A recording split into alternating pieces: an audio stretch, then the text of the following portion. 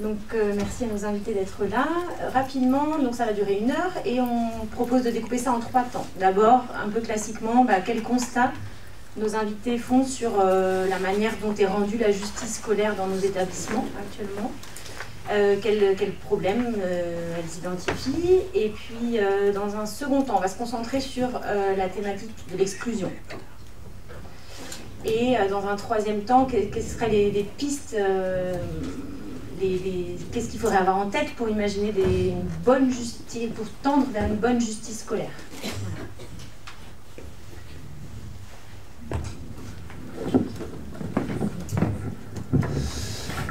Alors, avant de donner la parole à nos invités, peut-être les présenter quand même un petit peu. Donc, Aïcha Amgar, qui est actuellement chef d'établissement dans un lycée à Pessac, près de Bordeaux, qui, oserais-je dire, est quasiment une habituée de la Fédération des établissements scolaires publics innovants, puisque elle a été proviseur, constructeur du lycée Germaine Tillon et du micro-lycée 93. Alors donc, voilà, on est très heureux de vous accueillir aujourd'hui pour parler de ce sujet.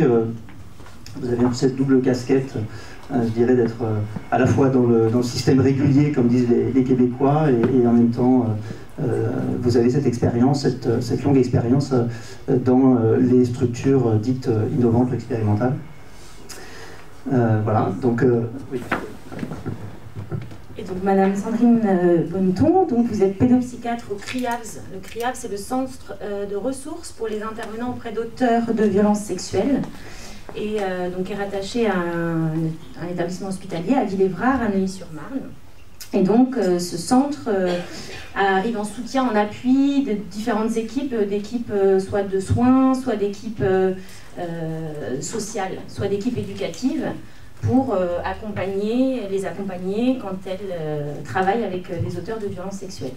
Donc vous travaillez beaucoup avec des éducateurs, beaucoup avec donc des équipes de soins, un petit peu aussi avec les établissements scolaires, et parce que vous évoquiez là que vous développez un partenariat notamment avec les collèges du 93 pour former les équipes à un outil en particulier, mais aussi plus globalement pour comprendre un peu les violences sexuelles dans ce qu'elles ont de structurel. Merci à toutes les deux d'être là. Donc, dans un premier temps, vous, chacune d'où vous êtes, des positions que vous occupez, quel regard vous portez sur la justice scolaire et sur comment on s'y prend mal, peut-être, hypothèse de départ? Oui, bonjour à tous, ça me fait plaisir aussi de vous retrouver en tous les cas et de voir des têtes familières. La justice à l'école, alors c'est pas un sujet central dans les lycées, ce qui est le sujet central, c'est le règlement intérieur. Donc effectivement, c'est quand on veut évoquer la question de la justice à l'école, il faut forcément faire un pas de côté et en tous les cas ralentir la machine telle qu'elle fonctionne au quotidien en fait. C'est se poser la question évidemment de ce que nous faisons et pourquoi nous le faisons. Parce qu'effectivement, on peut penser mécaniquement que le règlement intérieur vient résoudre toutes les questions du vivre ensemble et des règles de vie commune ainsi que de leur transgression. Mais cette application mécanique, elle est à l'opposé même de l'idée de justice, puisqu'effectivement, en même temps, dans les textes du Code de l'éducation, il est évidemment fait référence aussi au fait que la sanction est individuelle, qu'elle doit chaque fois, évidemment, relever d'un débat contradictoire avec l'élève, avec sa famille. Donc il y a bien la question du sens, de ce pourquoi nous agissons au quotidien, et en même temps, évidemment, il y a aussi tout l'imaginaire et toutes les représentations d'une communauté éducative qui est d'abord mue par, elle aussi, des principes, et des principes souvent démocratiques ou démocratisants, et des principes également de volonté, en tous les cas, d'être au service des élèves. Et cette volonté, elle est évidemment parfois brutalement arrêtée par le constat de la violence ou de l'émergence, évidemment, de phénomènes qu'il s'agit, pour le coup, de réprimer. Et c'est vrai que nous ne savons pas faire, en fait. Nous savons à la fois faire parce qu'on a des spécialistes qui sont les CPE. Je reprends une idée commune, un lieu commun, puisque ce n'est effectivement pas l'affaire des CPE, c'est l'affaire de tous. Et d'ailleurs, le BO qui contient le référentiel des métiers de l'enseignement dit bien, dans toute la première partie qui est commune, à quel point, effectivement, ces questions-là sont partagées entre tous les professionnels de l'éducation. Donc c'est aussi une façon, évidemment, de nous inviter à croiser nos regards pour mieux comprendre l'élève qui travaille, qui étudie, mais aussi celui qui, par moment, évidemment, sort du cadre, et pourquoi il sort du cadre, et comment on s'y prend, en fait. Alors l'état des lieux, c'est effectivement, l'école n'est pas ni coupée du monde, hein, elle répond également, elle est prise dans un entrelac de transformation sociale, ou en tous les cas d'évolution sociale, et la question de la justice me paraît, pour le coup, effectivement, c'est bien que vous ayez pris ce sujet-là, parce que je trouve que c'est un sujet difficile, en tous les cas, pour l'avoir évoqué dans différents établissements, en tous les cas, avoir eu une partie de ma carrière dans le 93, où forcément, hein, si on ne veut pas vider ces établissements, on se pose la question de comment on fait pour résoudre la question des transgressions des règles, et évidemment encore plus dans un micro-lycée, et comment on le fait aussi dans un lycée lambda, régulier, donc dans une métropole, dans une banlieue d'une métropole provinciale, forcément aussi avec des cultures d'établissements très différentes. Dire la justice scolaire, c'est réducteur, il s'agit de justice scolaire au pluriel, parce qu'effectivement, le contexte va dicter un certain nombre de pratiques, en fait, de pratiques qui vont être aussi des aménagements du texte, hein, c'est-à-dire des pratiques qui vont qui vont révéler les rapports de force au sein même de la communauté éducative, et qui vont évidemment donner une coloration particulière à la façon dont la justice est rendue. D'abord, on ne rend pas justice dans un lycée, c'est une expression d'ailleurs qui n'est guère utilisée, parce que de fait, c'est une question qu'on ne se pose pas, ou qu'on ne se pose pas assez souvent, justement. Et cette question-là, elle est évidemment révélatrice de tensions diverses, tensions entre la place de l'élève, la place de l'adulte, de l'enseignant, le plus souvent, et de tout l'imaginaire aussi symbolique qu'il y a autour, évidemment, de ces deux figures, hein, et donc des tensions actuelles, mais aussi, évidemment, dans l'après-Covid, un contexte qui a changé également, qui est lié à des situations particulières, mais aussi l'État aussi, enfin les attentats et la façon dont on se figure évidemment toute transgression, enfin le degré de l'imaginaire enseignant peut être traversé par des tas de peurs qui sont évidemment à prendre en compte, parce que rétablir l'ordre scolaire, c'est évidemment se tenir, en tous les cas pour le chef d'établissement, c'est tenir les deux bouts et essayer effectivement de trouver une solution qui permette à l'élève de trouver sa place, mais aussi à l'enseignant, évidemment, dans ces temps où on parle beaucoup de qualité de vie au travail. Et donc la gageure, c'est à la fois de préserver la qualité de vie au travail et d'éviter de penser que la qualité de vie au travail des enseignants, elle est liée, elle relève du comportement des élèves, en fait. Donc il faut évidemment faire réfléchir les équipes, prendre ce temps et ralentir le temps, justement, dans les décisions pour permettre, justement, une réflexion globale. Voilà ce que je dirais dans un premier temps.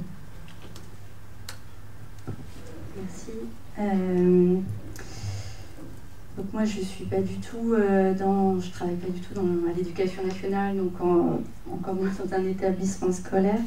Donc mon approche de la sanction va être très indirecte. Je veux dire parce que j'entends, ce que je comprends de mon entourage, de mes patients adultes, des patients enfants, adolescents que je suis. Ce qui me semble important, vous avez parlé de culture d'établissement, quand on est à l'extérieur, on peut avoir l'impression qu'il y a un fort impact justement, c'est-à-dire que en fonction de où sont les jeunes que je suis, en tant que pédopsychiatre, il va y avoir des réponses très établissement. Quand on est pédopsychiatre sur un territoire, on voit bien qu'il y a des logiques d'établissement, des logiques de directeur, quand on connaît... Alors après, les équipes, nous, on a l'impression que ça tourne de plus en plus, et donc du coup, cette logique d'établissement, de tête, proviseur, principal, etc., c'est de moins en moins lisible, tellement qu'il y a un turnover des équipes éducatives qui se fait. Mais en tout cas, on peut même, en tant que psychiatre sur un territoire, avoir des noms d'enseignants, des noms de directeurs, des façons de faire d'un établissement scolaire qui rejaillit. Donc avec la question d'un arbitraire et la question de comment comment il y a une culture, une organisation du collectif des adultes qui fait que ça organise un relationnel qui, évidemment, qu'est-ce que, à un moment donné, va être interprété comme quelque chose relevant d'une sanction ou pas, quoi. Donc ça, c'est le background, j'allais dire, sachant que là, on est traversé par plein de choses. Quid de la tolérance actuelle dans les pays occidentaux, la France, Paris, le 93, enfin, question de la tolérance à l'agressivité, et qu'est-ce que chacun va estimer que c'est violent, pas violent, etc.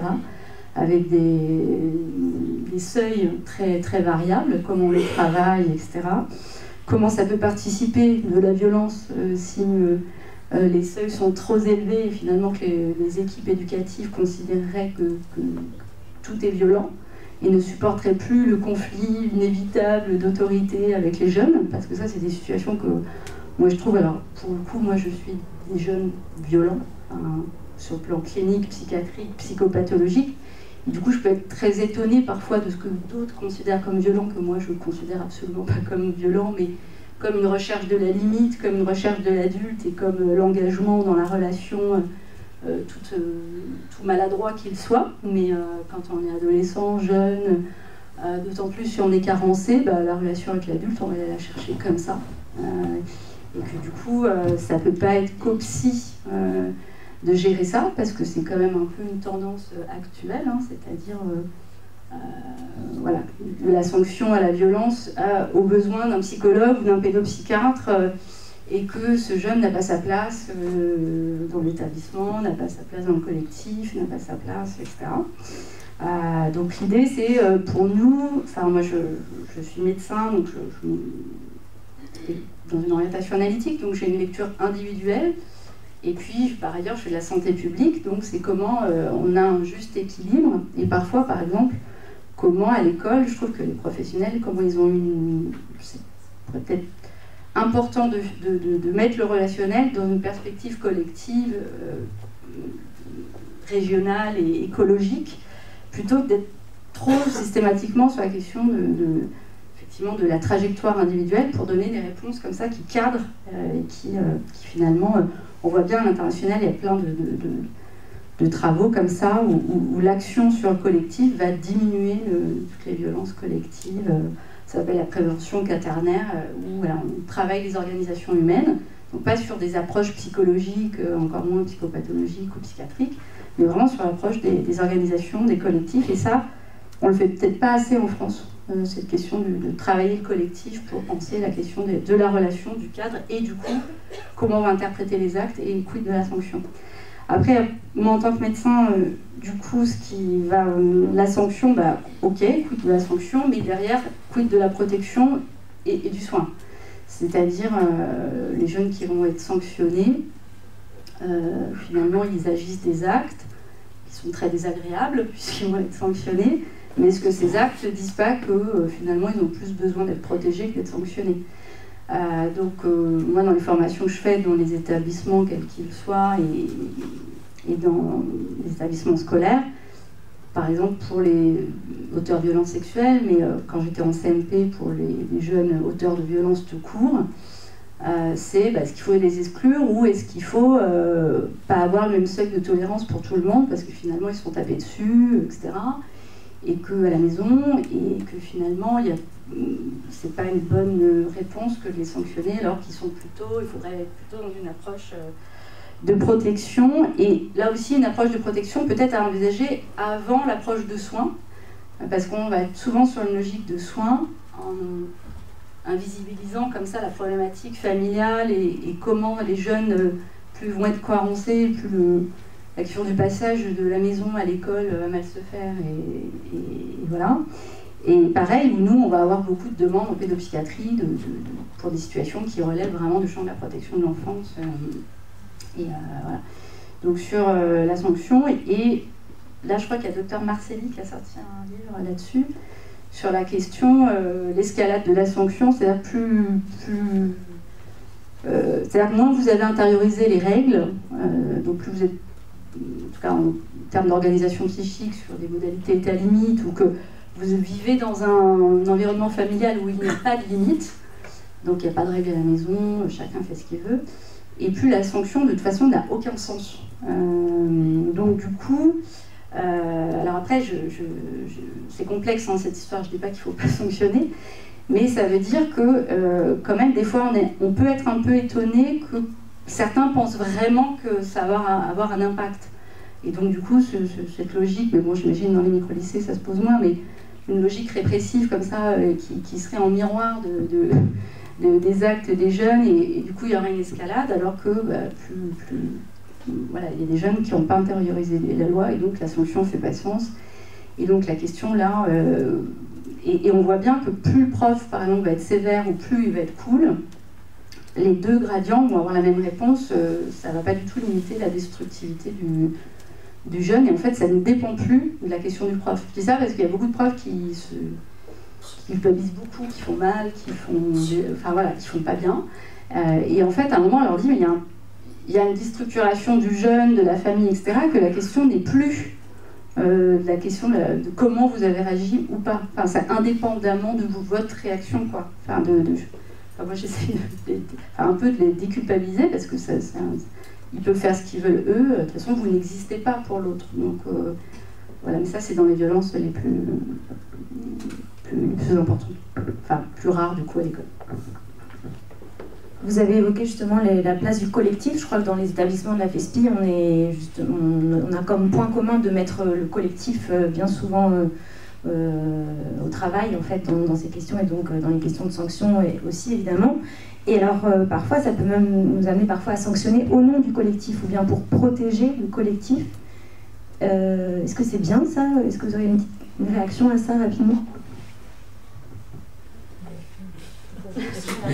Non, pour moi aussi, mais ce que je veux dire, en tous les cas, le collectif, quand il existe, je suis d'accord avec vous sur le fait qu'effectivement, il faut que ces questions soient débattues et qu'elles soient portées collectivement. Alors, elles ont été dans les établissements où je suis passée, mais on voit bien qu'effectivement, les cultures peuvent... il y a des collectifs qui n'existent pas, parce que le travail d'équipe est une injonction de l'institution, mais il n'existe pas. Et en fait, l'équipe est protectrice en même temps, hein, parce qu'un professeur qui est porté par le collectif est un professeur aussi qui a de la réassurance et qui du coup peut affronter aussi des situations qu'il ne va pas forcément interpréter comme étant d'un seuil de violence inacceptable en fait. Hein, cette réassurance collective, elle est extrêmement importante et elle permet dans les établissements, et c'est ce qu'ont montré aussi toutes les études de Benjamin Monniard sur le climat scolaire. Un climat, c'est une notion effectivement collective. Hein, à partir du moment où le climat scolaire dans l'établissement est effectivement bon, eh bien, ces questions-là se posent moins et le degré de violence redescend en fait.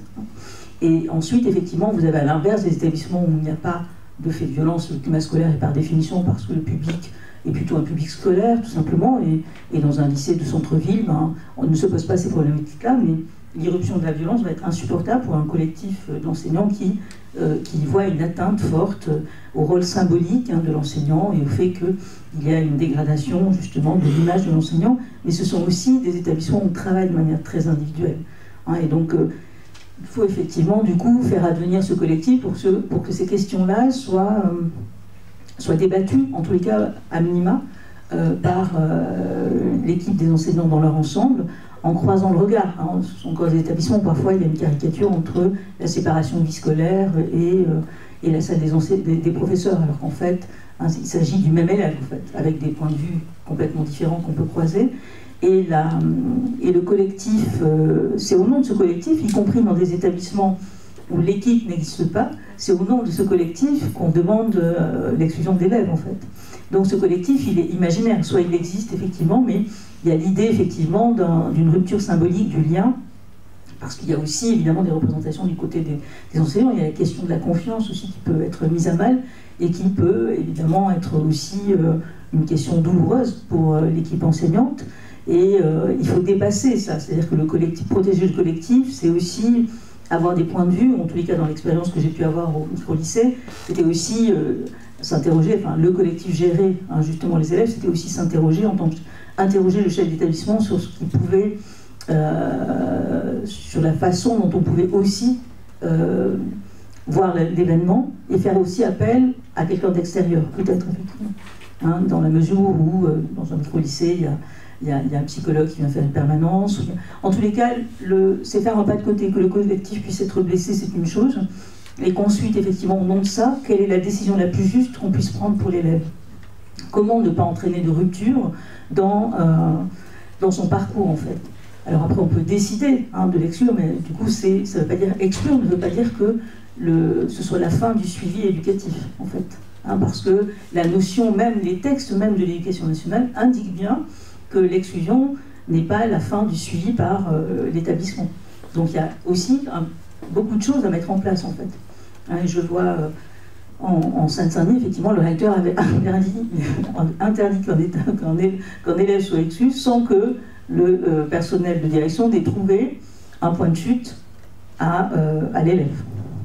D'accord? Parce qu'effectivement, dans les textes, c'est bien l'institution qui réaffecte, mais il fallait effectivement, en même temps qu'on faisait remonter la décision du conseil de discipline, indiquer l'établissement où on avait déjà parlementé avec son collègue pour trouver justement une place. Alors ça pouvait paraître pour certains comme dépassant nos missions de chef d'établissement, néanmoins effectivement la logique derrière c'est de ne pas entraîner après l'exclusion une rupture dans le parcours de l'élève, en fait. Et c'est l'idée qu'effectivement une exclusion peut entraîner du décrochage, une déscolarisation, enfin un parcours de l'élève qui ensuite est interrompu parfois définitivement. Du coup, je vous suis complètement. La première chose pour aider un enfant, c'est la continuité de la relation. Donc, si on passe notre temps à exclure les enfants de la maison et ados, on n'y arrive pas. Nous, du coup, on a beaucoup d'appui concernant cette problématique, des IME, IMPRO, collège, lycée, foyer, un peu de tout, sur évidemment la question de l'exclusion des auteurs de violences sexuelles. Donc moi, pour le coup, sur cette question de protéger le collectif et l'exclusion pour protéger le collectif, je serais très critique là-dessus, parce que du coup, à un moment, il y a l'idéologie du collectif, quoi. C'est-à-dire qu'on a des valeurs, on a des normes, et du coup, celui qui ne rentre pas dedans, on l'exclut. Ok. Sauf que là, c'est un jeune, enfin, on a engagé, on est censé le protéger, l'accompagner. Et du coup, c'est vrai que sur les violences sexuelles, je suis assez étonnée.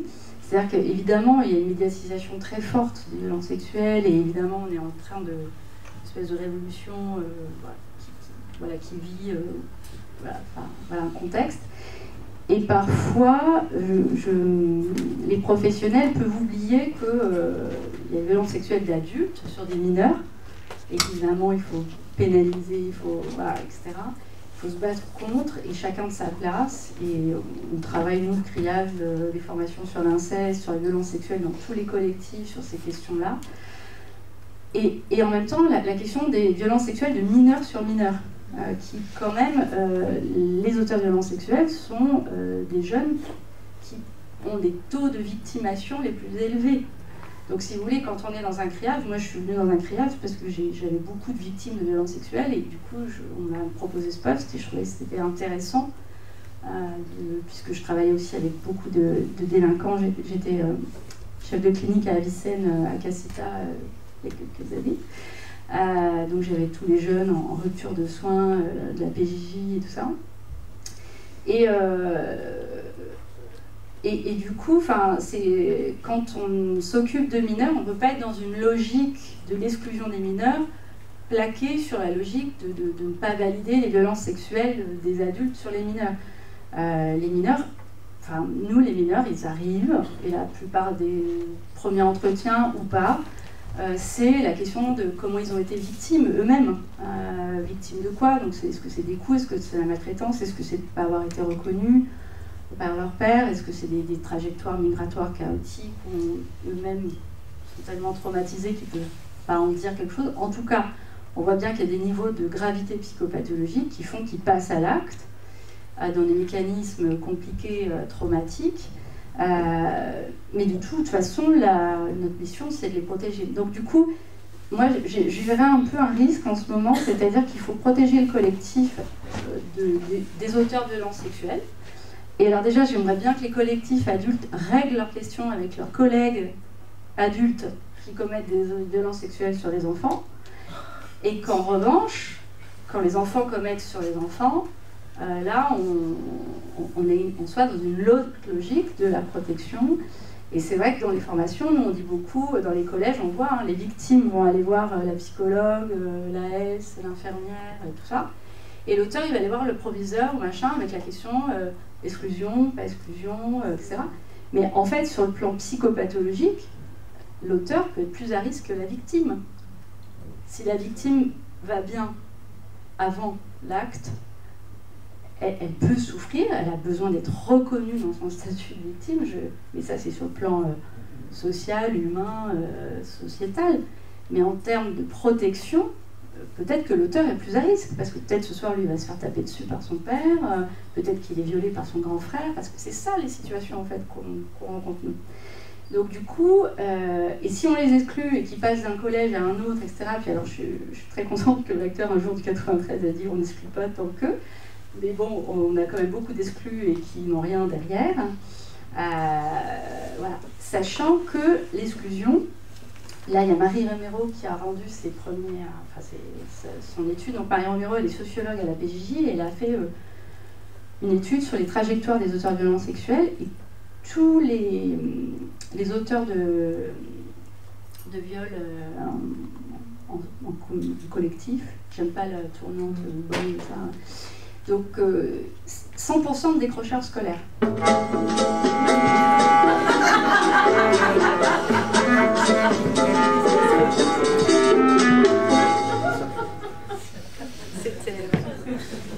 Bien pensé quand même. Et du coup, en fait, la prévention des violences sexuelles passe par la prévention du décrochage scolaire. Donc, et là, il y a vraiment quelque chose, décrochage CM1, CM2, premier larcin, 6e, viol. C'est-à-dire que là, on est vraiment dans des rites pseudo-virilisants de jeunes qui sont carencés à la maison, enfin carencés, négligés, maltraités, parce qu'on est au-delà de la carence, parce que souvent on sous-estime quand même les gravités. Donc négligés, maltraités. Malheureusement, il y a quelque chose qui ne se passe pas avec l'école, donc ils ne rentrent pas. Certains des enfants maltraités, heureusement, arrivent à s'inscrire dans la dynamique de l'école, s'identifier à un prof, à quelqu'un, et ça accroche. D'autres, ça ne marche pas, et donc du coup, ils se retrouvent dans la rue, et du coup, des larcins et des viols ou agressions sexuelles qui sont souvent à la marge d'une délinquance comme ça, polyfactorielle. Donc là, quand même, c'est intéressant ces études de se dire, voilà, 100% des décrocheurs, 100% des auteurs de ce type de violence-là sont des décrocheurs. Et donc là, il y a vraiment un truc de surtout pas exclure, quoi. Donc après, c'est comment on trouve... je pense qu'il y a vraiment une collaboration PJJ, Éducation nationale, assez précoce à faire pour que les larcins, voilà, de fin du primaire... restent des larcins de fin de primaire et ne se mettent pas comme ça dans une touche compliquée. Alors, mais, ça marche pas. Oui. Ça marche bien. Merci, oui, ça marche très bien. Merci pour ce premier état des lieux, qui est plus qu'un état des lieux. On a commencé vraiment à entrer dans le vif du sujet. Vous avez naturellement fait la transition vers le deuxième axe qui était la question de l'exclusion, justement. Donc vous avez commencé déjà un petit peu à répondre aux questions qu'on voulait vous poser sur ce que signifie l'exclusion pour un élève, pour les familles, pour les équipes, ce qui a été mis au travail ou pas autour de l'exclusion. Peut-être vous poser une question, et peut-être cette question s'adresserait peut-être dans un premier temps à vous, Aïcha Amghar, sur que signifie exclure dans un établissement comme un ESPI, c'est-à-dire un établissement expérimental, innovant, où dans la plupart de ces établissements, ou en tout cas dans un certain nombre de ces établissements, on accueille des jeunes qui sont en raccrochage scolaire, qui ont parfois été aussi plusieurs fois exclus. Voilà. Est-ce que ça prend une signification différente, l'exclusion, dans ce type de structure, et puis ensuite on pourra encore évidemment approfondir sur ce thème si vous souhaitez. Alors c'est forcément violent, l'exclusion dans un ESPI, parce que par définition ce sont des parcours déjà qui ont été chaotiques, qui ont été souvent des élèves qui ont connu des rapports à l'institution scolaire déjà bien difficiles. Et on sait bien qu'un élève donc, dans les esprits, dans un micro-lycée, c'est un élève qui continue à avoir un rapport compliqué à l'institution scolaire, quand bien même cette institution scolaire se présente sous un visage qui est complètement différent, bienveillant, porteur, à la fois parce que prenant l'élève dans sa globalité. Et effectivement, c'est une lourde tâche de se dire que l'exclusion va être la solution, parce que parfois, effectivement, il n'y a pas de solution qui est trouvée, mais peut-être dans les limites du collectif lui-même. Peut-être, encore une fois, faudrait-il élargir justement le cercle de la décision, parce que il y va de l'existence de ce collectif qui, effectivement, c'est surtout un discours d'impuissance, en fait. C'est le fait d'avoir fait le tour des solutions et de ne plus voir quelle peut être la solution, en fait. Sauf quand il y a un appui, soit familial, soit effectivement quand l'élève n'est pas en rupture complètement et qu'effectivement l'élève lui-même dispose de ressources, je dirais, même si elles ne sont pas complètement scolaires.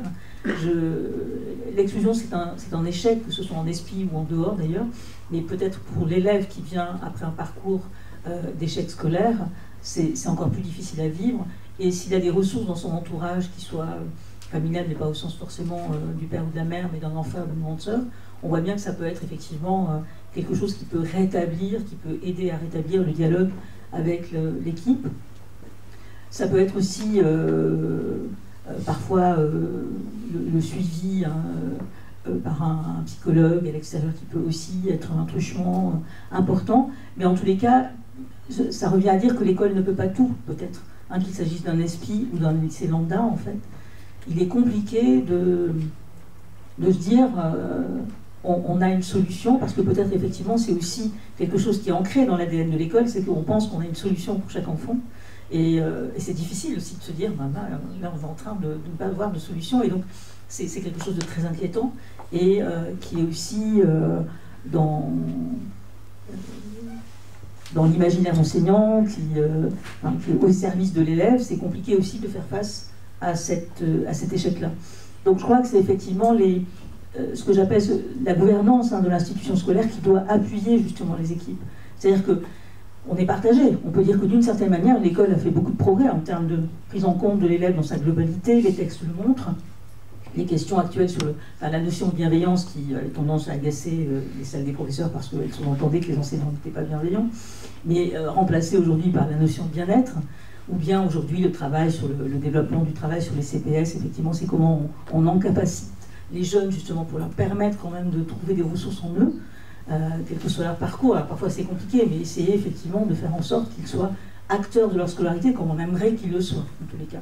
Leur donner les moyens d'une autonomie et d'être à même justement de pouvoir faire face au collectif des enseignants, mais pour prendre appui et pour avoir aussi notre posture face à cela. Mais c'est très compliqué forcément pour des adolescents de trouver autant de ressources en eux. Et c'est à nous aussi à les faire émerger. Je renvoie aux travaux d'Igène Marsollier, qui a beaucoup travaillé sur ces questions de vulnérabilité des jeunes et sur cette notion-là, sur le fait qu'effectivement, indépendamment des questions de QVT, de la difficulté des adultes dans l'éducation nationale actuellement, il y avait aussi évidemment notre rôle était important, enfin le rôle de repérage de ces vulnérabilités, de compréhension de parcours qui peuvent avoir été compliqués, difficiles, et expliquer aussi des moments de violence. Mais en tous les cas, c'est important de se poser et d'élargir le cercle, je crois. En fait, justement en se disant que nous ne sommes pas impuissants si nous considérons que la solution ne repose pas entièrement sur nous. Mais là aussi, peut-être manque-t-on de structures, voilà, qui soient dans l'éducation nationale ou à proximité ou en partenariat, pas seulement les PJJ en fait, parce que même là-dessus, les PJJ aujourd'hui ont des discours, enfin d'un lieu à l'autre d'ailleurs, les discours sont différents. Et pas forcément, en tous les cas en ce qui concerne les mineurs, le discours n'est pas unique en fait. Et parfois deux situations peuvent être réglées de manière complètement différente et avoir un impact sur le jeune qui est complètement différent. Oui, je parlais de la PJJ dans son esprit, quoi. Mais l'école aussi dans son esprit. Mais effectivement, peut-être dans un mouvement de désinstitutionnalisation, d'éclatement, enfin même la psychiatrie, on est dans un temps où chaque institution, il y a des discours pluriels, des pratiques plurielles. Enfin voilà, moi je travaille dans une perspective psychanalytique qui est très décriée aujourd'hui. Donc effectivement, la PJJ aussi, enfin voilà, c'est un peu ce qui rend les choses complexes, parce qu'il y a des textes. On a l'impression qu'il y a des choses qui avancent dans les textes, la protection de l'enfance, etc. Puis des pratiques, voire des choses qui vont à contre, qui vont dans l'autre sens. Donc ça c'est compliqué. Peut-être sur la question, parce que vous êtes au direct, donc moi nous de notre place, ce qu'on peut en tant que clinicien, enfin. Peut-être ce qu'on peut voir, c'est la difficulté, et ça, on travaille ça aussi avec l'ASE, c'est la question de l'évaluation, c'est-à-dire comment on aide, en tant que clinicien, les professionnels en première ligne, éducateurs, profs, où c'est pas le métier de savoir si les gamins souffrent ou pas, enfin, l'action du bien-être. Alors déjà, c'est compliqué, parce que le bien-être, la santé mentale, maintenant, vous avez un mandat bien-être santé mentale, vous n'avez pas un mandat souffrance psychique. La limite est quand même voilà. Et du coup, je pense que sur le collectif, il faut absolument que les profs se saisissent de ces enjeux, santé mentale, bien-être, etc., au niveau politique d'établissement et positionnement subjectif dans la relation à l'autre, et où on arrive à voir où on est au-delà. On est dans la souffrance. Et je pense que ce qu'on n'arrive pas à faire, c'est ça. Parce que moi, avant de faire ça, je travaillais sur des partenariats, je vous disais tout à l'heure, la mise en place pour la question du non-recours aux soins. C'est-à-dire qu'on se rend compte dans les CMP les gamins, ils arrivent pour des troubles du comportement, qui est la première motif de consultation, etc., qui nécessite beaucoup d'exclusion, etc. Mais les troubles du comportement, c'est une voie finale commune. On peut avoir des troubles du comportement pour plein de raisons différentes. Sauf que il y a des seuils de repérage, mais on est déjà bien au-delà de la souffrance. Donc c'est comment on évalue les situations des enfants, parce que vous parlez de situations de vulnérabilité multiple, qui est un concept qui est de plus en plus utilisé voilà. Mais c'est comment on l'évalue, comment chacun de sa place, quand c'est pas notre métier premier, on se dit, lui, je tolère ça de lui parce que lui, il est carencé, etc. Lui, il l'est pas du tout, il mange bien, etc. Donc, lui, quand je dis un truc, il ne bronche pas, quoi. Enfin, je sais pas comment dire, mais là, il y a quelque chose, et on peut pas dire, non, mais, parce que maintenant, non, mais il a fait ça, c'est pas possible. Parce que maintenant, même les gens dans les foyers de la PJJ, si les jeunes sont trop violents, ils les ramènent à l'UMO en disant trop violent, on n'en veut pas, on n'est pas payé pour ça. Enfin, en fait, si. Moi, je suis psychiatre avec des jeunes violents, quand ils m'insultent, je ne vais pas faire un rapport à la RH en disant c'est scandaleux, je suis docteur, il m'a insulté. À un moment, il faut. Et quand même, on est dans une société où tout le monde veut être respecté, quoi. Alors, qu'on veut être respecté par son conjoint quand on est une femme, par ses enfants quand on est parent, par ses parents quand on est enfant et tout, c'est ok. Mais quand on est professionnel avec des populations vulnérables, ce truc de oui, maman parlé. Je dis ça parce que c'est quand même. Moi, je trouve qu'on est quand même.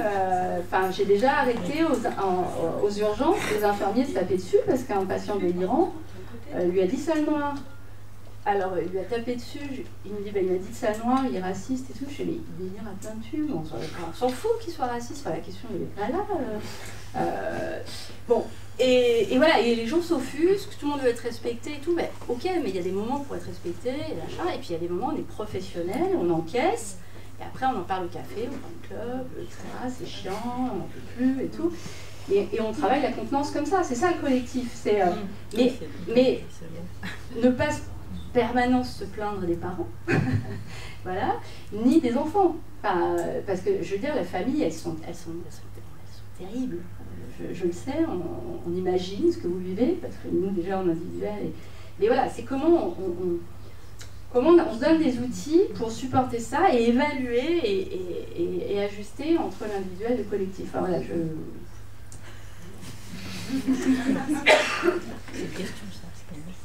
Alors vous avez dit l'école ne peut pas tout, mais moi j'aimerais qu'on se demande si l'école essaye tout. Parce qu'en fait on a évoqué là en termes de sanctions des cultures d'établissement, des règlements intérieurs, donc qui nous servent de base dans nos réflexions.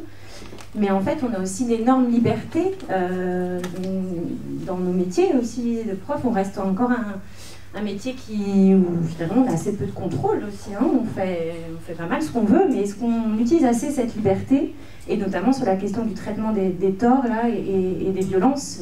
Quel est votre point de vue là-dessus rapidement?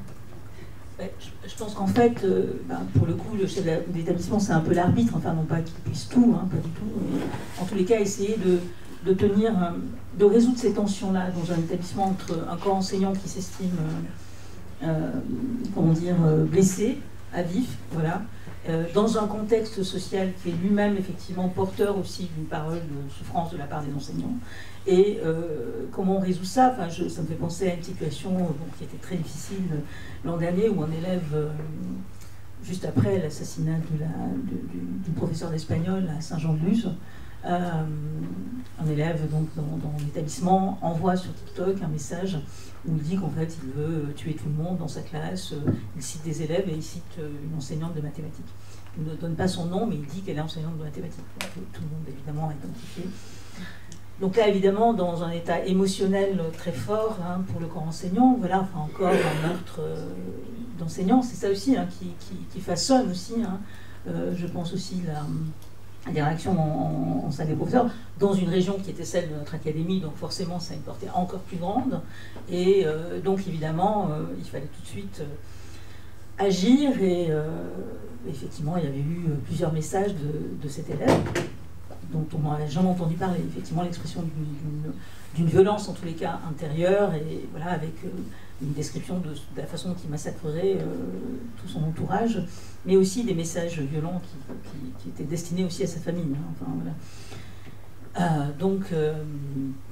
Comment je l'apprends? Enfin bon, bref, on l'apprend, donc, et moi général, et donc évidemment, vous vous doutez bien que là-dessus, il fallait tout de suite déjà rétablir une situation de calme, et donc la liberté, vous l'évoquez, c'est de prendre une mesure conservatoire pour l'élève déjà, et de demander, heureusement l'infirmière était là, donc on a pu effectivement faire rapidement quelque chose et demander justement aux urgences psychiatriques de voir, on a externalisé, je dirais, un petit peu la chose, mais en même temps effectivement ce diagnostic est important parce que c'est ce qui m'a permis de jouer et de calmer le jeu en salle des professeurs, et d'expliquer qu'effectivement la question du conseil de discipline pouvait se poser, mais que le contexte de l'élève supposait aussi qu'on prenne du temps, il n'y avait pas de danger dans la mesure où il y avait une mesure conservatoire. Voilà. Et l'institution elle-même, hein, c'est-à-dire que l'institution elle-même me demandait de convoquer immédiatement le conseil de discipline. C'est-à-dire que de toute façon, c'est pour ça que je parlais de rapport de force aussi. Les éléments de contexte dans un incident, au cours d'un incident, sont extrêmement importants en fait. Hein, il ne faut pas se faire d'illusions. Hein, bon, ça, la justice aussi le sait, hein, c'est quelque chose dont les magistrats se plaignent beaucoup. Hein, on n'est pas là voilà, on n'a pas de médias, mais c'est la même chose en fait. Hein, on a aussi une vox populi qui s'exprime et qui attend évidemment de vous que le couperet de la justice tombe et que forcément cet élève soit extrait. Voilà. Bon, donc effectivement, c'est un élève en guise de vulnérabilité, effectivement un élève harcelé depuis l'école primaire qui n'avait jamais osé le dire à ses parents, qu'il avait dit juste l'été où il est entré au lycée. Et visiblement, effectivement, la seule alerte que nous avions eue, c'était sur une suspicion de harcèlement au sein même du lycée. Voilà. Donc cette histoire avait déjà été traitée. Bon, lui avait nié, donc on n'avait pas la certitude qu'il n'était pas harcelé. Voilà, c'était une situation complexe, parce que l'humain est complexe de toute façon, et avec une enseignante qui était profondément, atteinte. Et donc j'ai réuni l'équipe, hein, voilà, j'ai réuni l'équipe pour expliquer, voilà, parce qu'on évoquait la question.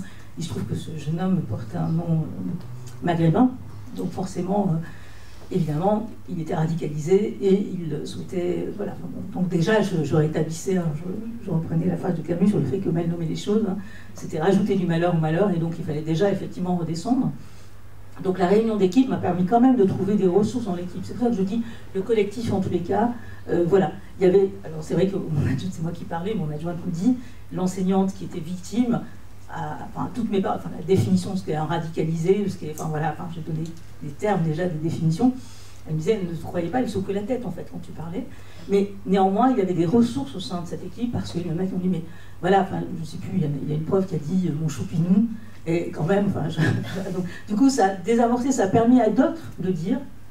Parce que la parole du chef d'établissement, elle peut paraître une parole justement, pas de vague, hein, je renvoie au mouvement, enfin, etc. Alors qu'en fait, en disant ça, elle a un peu libéré la parole des autres. Et elle a permis de voir, donc du coup, elle a permis de voir aussi que cet élève, ben, il était l'élève tel qu'il le connaissait. Il pouvait aussi avoir ses aspects tout à fait positifs et le voir véritablement comme une personne, en fait. Donc il y avait cette liberté-là. Donc j'ai demandé à la DSEN d'accepter que l'élève, donc il n'y avait pas de verdict médical, enfin parce que c'est très difficile d'avoir un rendez-vous chez un psy, donc voilà, enfin en tous les cas, le premier... On ne fait pas des verdicts. Non, pardon, c'est pas des verdicts, effectivement, des diagnostics. Le premier porté par les urgences psychiatriques était que non, enfin voilà, enfin, cet enfant était complètement normal, mais la DSEN exigeait un autre, voilà, donc mais le suivi était impossible à faire dans les médias. Donc j'ai obtenu qu'effectivement, donc il a eu un arrêt maladie fait par son médecin généraliste, le temps effectivement à la fois d'apaiser, d'essayer de trouver justement ce qui avait dysfonctionné, bon, de voir effectivement qu'il y avait un parcours d'élève harcelé quand même, de comprendre qu'en fait, effectivement, c'était un enfant qui n'était pas du tout violent, c'est ce qu'ont pu exprimer certains membres de l'équipe. Bon, il y a eu un conseil de discipline parce que c'est la seule façon pour l'institution de dire, voilà, enfin, qui a été accompagné, enfin, voilà, les parents, l'élève ont été accompagnés dans la mesure du possible. On a pu le rescolariser, voilà, de manière à ce qu'il puisse trouver, enfin, j'ai eu de ses nouvelles, il y a eu l'orientation qu'il souhaitait, enfin, c'était un brillant élève en fait. Hein. Mais voilà, mais il y avait aussi une problématique justement d'identité, comment dire, en discutant finalement cet élève, en discutant avec lui, avec ses parents, c'est des parents croyants, pratiquants, et qui étaient, et lui avait, voilà, tout simplement une orientation sexuelle qui effectivement, qui lui était impossible de dire à ses parents, tout en ayant un lien très proche. Enfin, bon, voilà, aucune situation n'est simple. Et effectivement, on peut desserrer parfois les trains. Je crois que c'est parfois se donner du temps, en fait. Ce qui est le plus important, c'est se donner du temps. Voilà. Et pouvoir se parler aussi, parler avec la famille, l'élève, et parler aussi entre nous, entre enseignants, entendre les peurs aussi des enseignants. Enfin, cette enseignante, elle a... Et il se trouve que ce jour-là, elle ne l'a pas dit, mais je suis allée la voir tous les jours. Je m'arrangeais pour passer dans les couloirs et pour la saluer le matin pour voir comment elle allait, puisqu'elle ne s'était pas mise en arrêt, si ce n'est une semaine. Et donc, j'ai compris en fait son neveu. J'ai compris. Enfin, en tous les cas, il y avait une explication. Un de ses neveux était en internat, je ne sais plus dans quel établissement, et il avait été justement, il s'était converti à l'islam. Il était en rupture avec sa famille. Donc voilà. Enfin, pour elle, en tous les cas, il y avait derrière ça, derrière l'histoire de cet élève, derrière cette menace, elle voyait évidemment tout le malheur qui était tombé sur sa propre famille. Ça enfin, en tous les cas, ça a expliqué sa position de fermeture totale. Voilà. Donc, est-ce qu'on fait tout ce qu'on peut faire, alors moi je crois vraiment, la question de l'impuissance, cette question vraiment de, peut-être que des fois les problèmes des profs c'est d'être dans une toute puissance, ça c'est vraiment un truc, les profs veulent sauver le monde, sauver les élèves, et puis le week-end ils font des trucs, et puis ils sont... Et des fois c'est dur parce que nous du coup on travaille beaucoup dans nos analyses, nos machins et tout, à dire on est impuissant, enfin c'est-à-dire de faire le deuil d'une toute puissance que de nous, de notre action personnelle, de notre engagement va naître une potentialité de transformer l'autre, etc. Ça demande beaucoup de temps.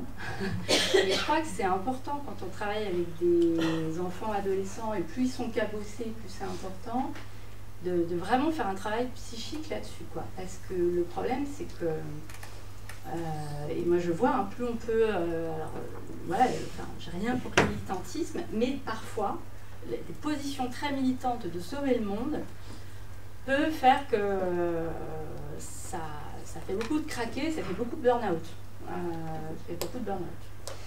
Du coup, c'est comment ce travail psychique d'impuissance et qu'on est efficace que parce que d'autres le sont et qu'on fait partie d'une chaîne et d'un emboîtement entre le social, un tel, et on est d'une chaîne et à un moment, il faut qu'on arrive à comprendre où on est, dans la réalité, psychiquement investi, qu'est-ce qu'on peut faire et on le fait. Voilà. Et si le jeune il va pas bien, on dort. On passe pas une semaine à pas dormir. Enfin, moi je suis pas mal de profs en thérapie. Je suis très étonnée de leur capacité à. Donc voilà, j'ai des très bons amis profs aussi. Donc, voilà, donc on ne travaille pas le week-end, on ne travaille pas tous les soirs. À un moment on s'arrête, c'est pas fini. Non mais.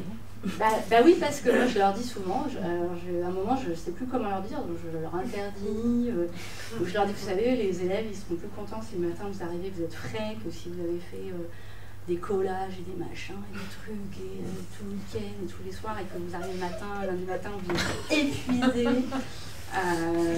Alors ils me regardent, voilà. Mais voilà, je pense qu'il faut garder des soupapes. Enfin, moi j'ai connu ça aussi, interne, machin, on enchaîne le week-end, on enchaîne les gardes et tout. On veut être performant et tout, parce que nous aussi, les médecins, on est un peu des professions, voilà, les éducateurs, les médecins, les infirmières, les profs et tout.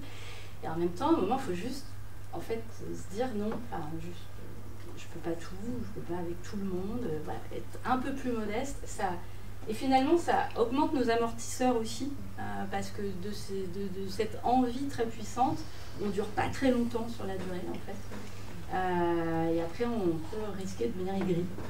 Donc, du coup, là, ça c'est le relais, en fait. Le message. La déception, après l'idéalisation de nos métiers. Donc, il faut tenir le coup longtemps. Donc, du coup, il faut se calmer sur nos ambitions et être vraiment là où on peut faire un truc, quoi. Après, ce que je trouve, là, je trouve qu'il y a une vraie mutation, enfin, pas hyper vieille, mais quand même sur la question du rapport à l'autorité, de l'horizontalité et la verticalité, c'est vrai que ça se transforme complètement. Et du coup, on en parlait tout à l'heure, c'est-à-dire que si on lutte contre l'exclusion et qu'on se dit, on fait avec ceux qui sont là, on voit bien qu'il faut du coup des espaces de médiation, des organisations institutionnelles où les jeunes s'organisent et qu'il y ait des espaces de plus en plus que les jeunes qui ont des problèmes aient des représentants de jeunes, s'appuient sur d'autres jeunes. En tout cas, ça amène à vraiment réfléchir des collectifs qu'on ne sait pas faire. Moi, je pense qu'on est dans une société qui est effondrée sur des repères, voilà, qui n'a pas encore inventé nos nouveaux repères. Là-dessus, je trouve que Gori, quand il reprend Winnicott sur l'effondrement, il a eu lieu. Bon, voilà. Donc, la société d'avant ne marche plus, c'est fait. Celle d'après n'est pas inventée, on est dans ce truc où, comme vous le dites très bien, les jeunes souffrent, ont des troubles du registre identitaire, de souffrance narcissico-identitaire. Alors, ils veulent changer de sexe, ils veulent changer ils se radicalisent, ils violent, ils ont des anorexies gravissimes. Nous, on explose en termes de gravité, de radicalité comme ça, sur des trucs de rien ne tient, et donc il y a une espèce de concentration sur moi, quoi. Il faut que je tienne, et du coup, qui suis-je devient quand même une question pour certains très, très, très problématique à s'enfermer dans quelque chose de... Donc comment on ouvre un petit peu tout ça. Et dernière chose, parce que c'est vrai que je ne l'ai pas dit, et du coup toute mon empathie et tout mon respect, moi j'ai des patientes m'ont parlé, la question de quand même ce qui s'est passé autour de Samuel Paty. Moi je ne suis pas prof, il se trouve que j'ai grandi dans une ville où il y a eu les premières émeutes en France, quand j'étais ado, avec un terroriste, qui était suivi par le même 5 mois et tout. Du coup, je pense que la question du terrorisme, la question des violences un peu nouvelles, émergentes, etc., et ce qui s'est passé avec Samuel Paty, où moi je trouve qu'on en a très peu parlé au final. Je trouve qu'on en a très peu parlé au niveau collectif. Je veux dire, moi j'étais, comme beaucoup de Français, sidérée. Voilà. Je pense qu'il y a une réflexion collective qui a manqué.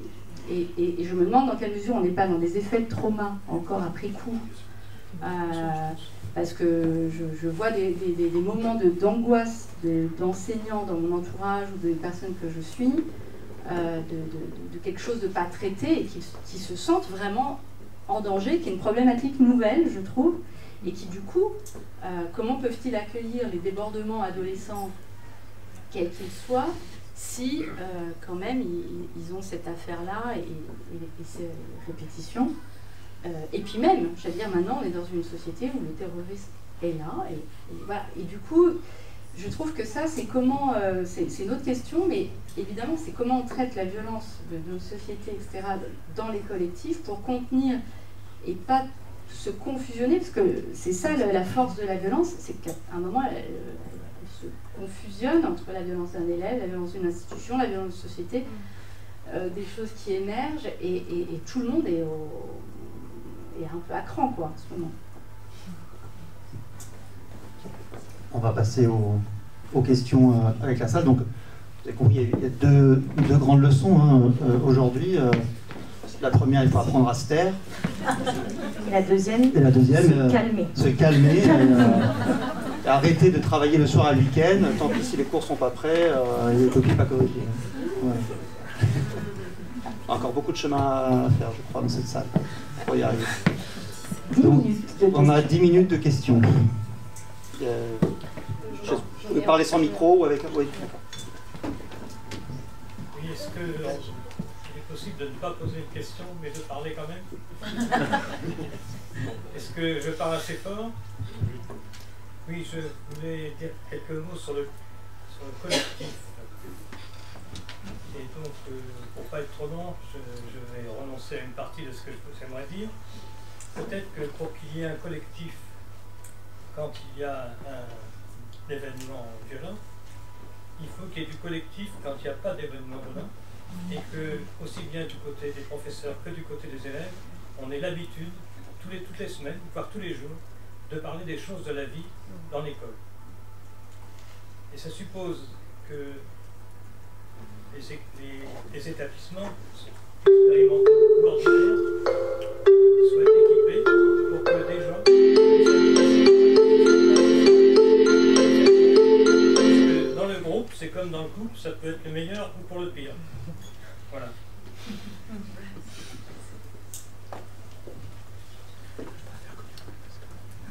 Vas-y, je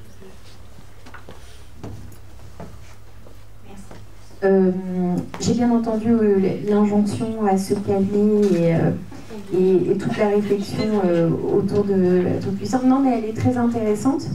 Moi, ce qui me travaille un petit peu, c'est que ce matin, il était question d'apprendre à se taire, mais il était aussi question de prendre le temps. Et je m'interroge sur la place du politique là-dedans, parce qu'en fait, comment dire, ce serait plus facile de se calmer si on avait une vraie réflexion sur les rythmes scolaires, sur les heures, sur tout ça. Enfin, ce que je veux dire, c'est qu'il me semble que peut-être la structure de l'école telle qu'elle est aussi génératrice de violence. Ne serait-ce que les horaires quotidiens, les semaines, le découpage du temps. Alors, on ne parle même pas des programmes, surtout en lycée, c'est encore autre chose. Mais il y a aussi toute cette part aussi de violence, je dirais, institutionnelle qui, moi j'appelle ça une violence, mais peut-être que vous trouverez ça assez abusif finalement, mais ce que j'entendrai tout à fait. Mais enfin voilà, quelle est la part de la décision politique là-dedans et de notamment cette gestion du temps extrêmement contraint qui fait que on en manque tout le temps. Et or, la sanction, la réflexion, le collectif, la parole, tout ça, ça prend du temps. Et même se taire aussi, je ne sais pas. Ouais. Je ne sais pas, enfin en tous les cas, je ne me permettrai pas de parler au nom des politiques. Ce que je veux dire, c'est que le fait qu'il y ait une violence institutionnelle, enfin bon, elle a déjà été évoquée dans des écrits scientifiques, voilà, sur la question de la violence institutionnelle, enfin, parce que tout simplement nous sommes une institution et que par définition dans nos modes de fonctionnement au quotidien, il y a des choses qui, enfin il y a une routine un peu de l'institution qui fait que forcément les individualités sont parfois malmenées en fait. Alors, mais c'est pas l'objectif de l'institution. C'est ça. Il faut desserrer ça. Mais je pense qu'après, je crois beaucoup. Alors moi, je pars du principe que je n'ai pas de pouvoir là-dessus sur le politique. Mais par contre, je trouve qu'à l'échelle de notre établissement, on peut faire en sorte de pouvoir quand même desserrer le temps, ralentir le temps et se dire à un moment donné, bon là, on arrête là parce qu'en fait, on fait n'importe quoi. On est en train voilà, moi c'est des choses qui m'arrivent de dire en fait. On a besoin de se poser là, parce qu'en fait ça part dans tous les sens, et on voit bien qu'il y a de la confusion qui se rajoute à la confusion. Et c'est normal d'ailleurs d'être dans un état de confusion.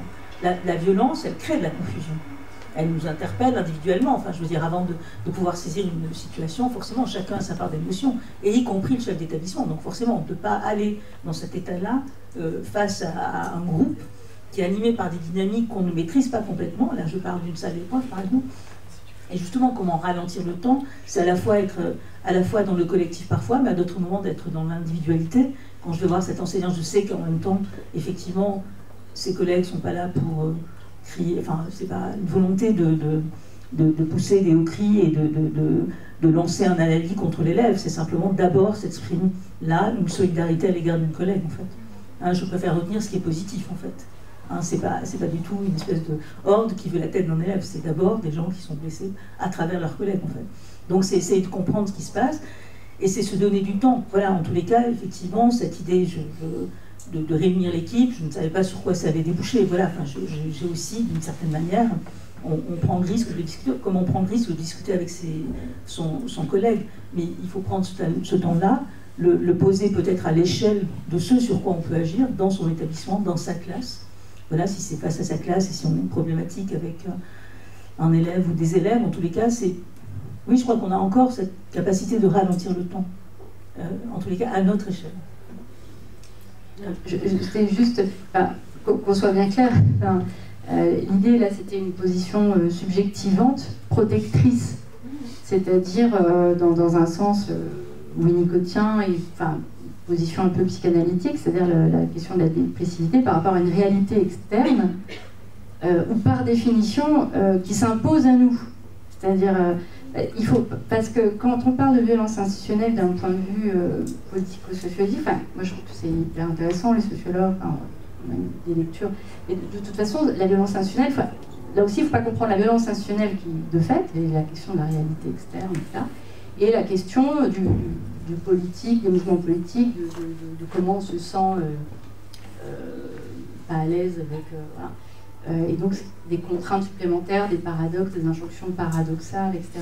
Mais évidemment, il y a un niveau où il faut se battre, mais il y a un niveau subjectif où il ne faut pas être tout le temps en lutte. Il faut pouvoir se déprimer et de comprendre, Freud disait déjà, et on était à une autre époque, etc., que nos métiers sont des métiers impossibles. Transformer l'autre, par définition, la question de la pédagogie, la question du soin psychique, la question de l'éducatif, c'est toujours, la question du paradoxe de métier possible. Donc du coup, c'est ça où il ne faut pas y aller complètement, voilà, il faut...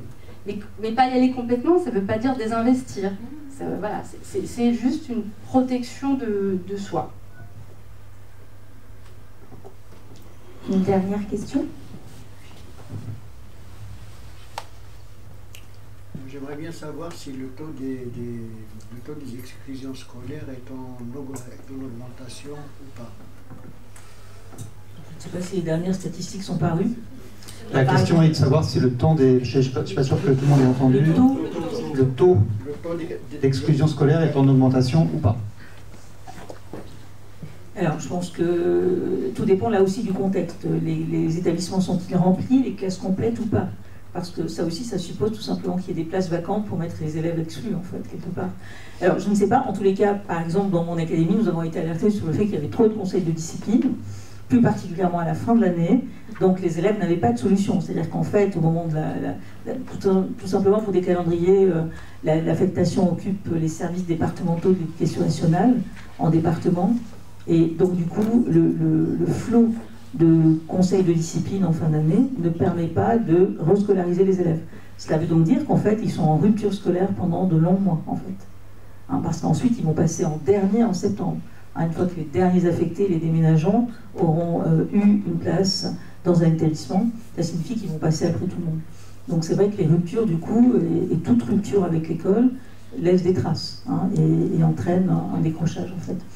Donc il y a des pics, visiblement, en tous les cas l'an dernier il y avait des pics, Ensuite, ces questions, les conseils de discipline sont quand même moins nombreux, puisque la tendance, quand même, l'institution, elle tient quand même le discours d'une bienveillance à l'égard de l'élève, le fait que la décision, il y a quand même, avant le conseil de discipline, ce qu'on appelle les mesures alternatives, les mesures de responsabilisation de l'élève pour éviter justement le conseil de discipline.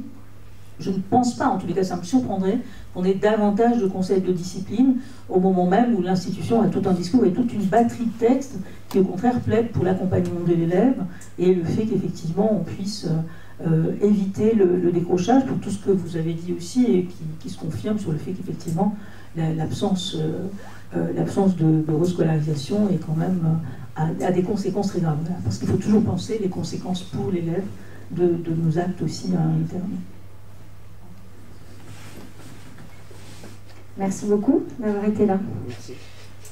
On avait entendu cette injonction à prendre du temps et on avait anticipé ça. Et donc, les ateliers qu'on va vous proposer tout à l'heure, c'est des 2 temps de lecture, ce qu'on n'a jamais le temps de faire, et un temps de rencontre, donc avec Jean-Luc Ayrault, et 2 temps de lecture, un animé par Bastien autour de la philosophie, Éric Préra et la question de la sanction, et un que j'anime autour de la question de la justice transformative, donc un arpentage.